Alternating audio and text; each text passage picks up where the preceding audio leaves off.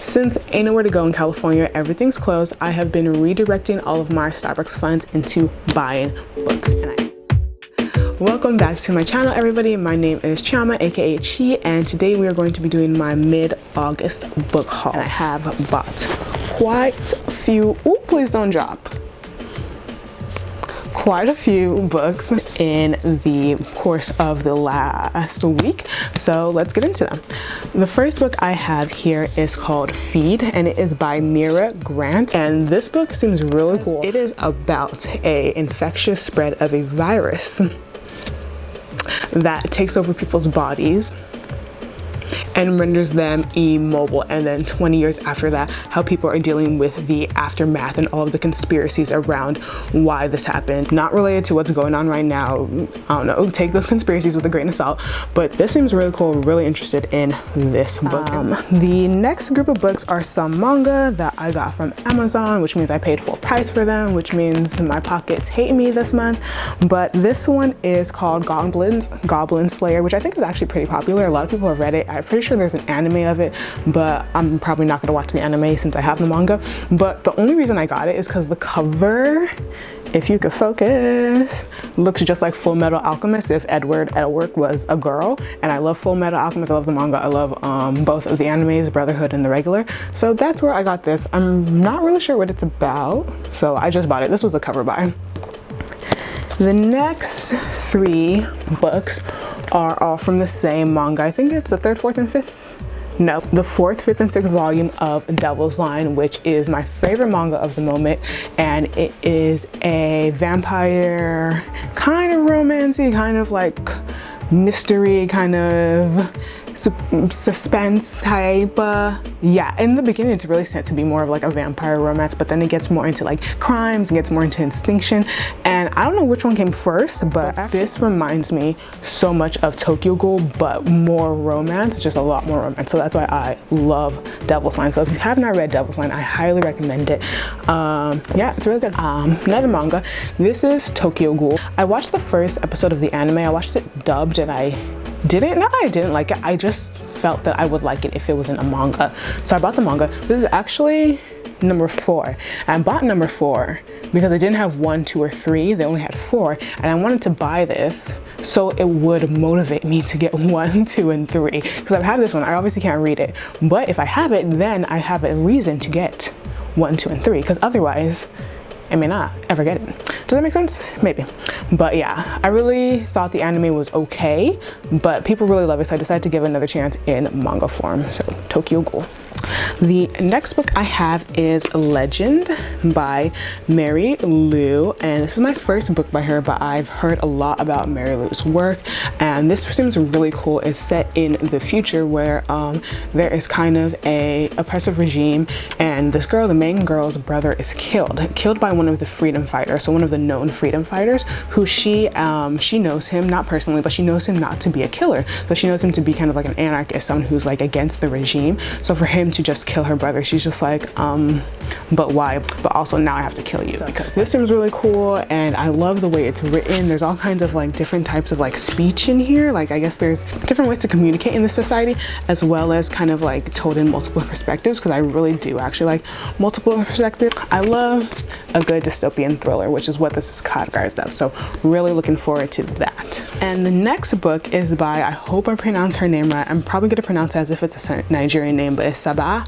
Tahir. So Sabaa Tahir, please correct me if that's not how you pronounce her name. But An Ember in Ashes. I've just heard so much good things about this book. I've just heard so much about this book, about the series, about her as an author. So I'm very looking forward to it. I love fantasy. Like this cover is what drew me in. Like girl, you're everything. You look like everything. So this cover really drew me in. This is about a girl and her family. Like they live in kind of like a kingdom where it's kind of has a very oppressive regime, and her family are just living under an oppressive regime until her brother's arrested for treason. And you know, sisters always got to save the day. I have 3 brothers myself, and you know, I always got to save the day. So she kind of enlist in this role as a spy to try to get him out, to try to find out like what's going on and how she can save her brother. This sounds very good. That was a very like light synopsis because I haven't read it, but I know people will go on and on about this book, so I'm super excited for this one. This book is actually so interesting for the fact that I even spent money on it. It's called A Field Guide to Lies, and it is obviously, I mean, not obvious, but it's a nonfiction book, and it's about critical thinking with statistics and the scientific method, which is really ironic because I am in a master's program for statistics, so I've already given like 8 years of my life for undergrad and master's in statistics, yet I'm still here spending money on books about statistics.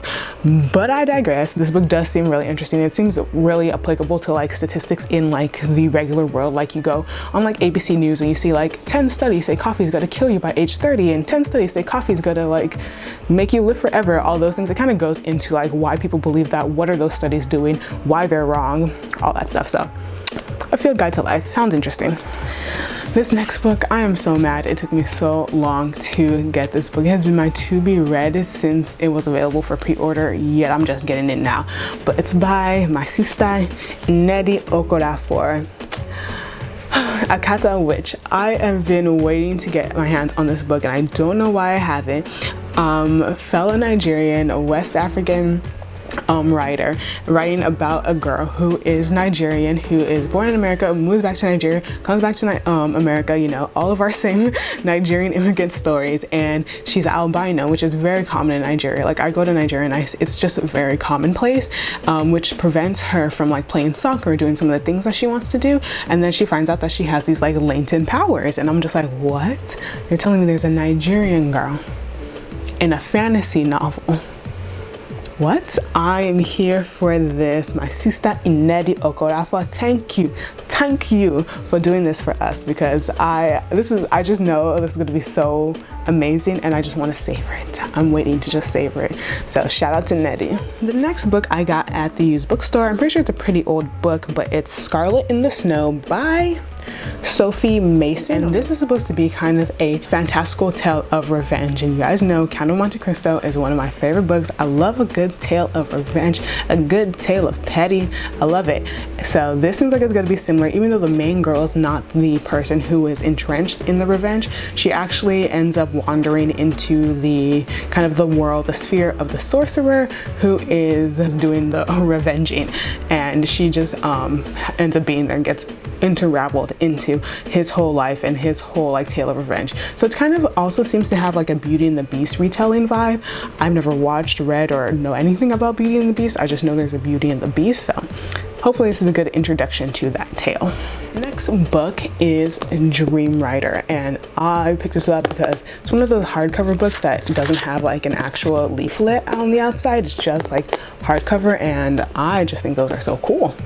And I love supernatural books about dreams. It's such a part of the supernatural, the paranormal, that I feel like there's so much you can do, and then whenever anyone uses it or does it, it's like amazing. So I don't know why people sleeping on that. It's about a guy who can manipulate dreams. Like he goes into dreams, he can control everything, do whatever he wants. Then he meets a girl, and then he kind of like teaches her or shows her that, and then they get into like some complicated things because of that. Yeah, this sounds really cool. So I'm excited for Dreamrider. These two books are about an author I used to love, and this is Julie Kagawa. They are the Iron Face series, and this one's actually an ARC, so I didn't know you could sell ARCs. This one's the final book, so I'm pretty sure this is a trilogy, and I hope this is the first book, but this is the last one. So either way, I'm missing one book in the trilogy, but this is a fantasy fae series by Julie Kagawa. Sounds really cool. Also told from the male perspective. I rarely read books where the main character is male for whatever reason, so that should be really interesting. The Iron Prince and the Iron Warrior sound really good. And the last book is the last book because it is the last book in a series, and I didn't read that. I was just picked it up. The cover looks cool, looks very old in time, kind of reminds me of Moby Dick in a way, but it's an Eli Mompress novel. It's called Spirit's End by Rachel Aaron, and then I was reading the back of the book like just right now, and it says the exciting conclusion to the Legend of Eli Mompress series.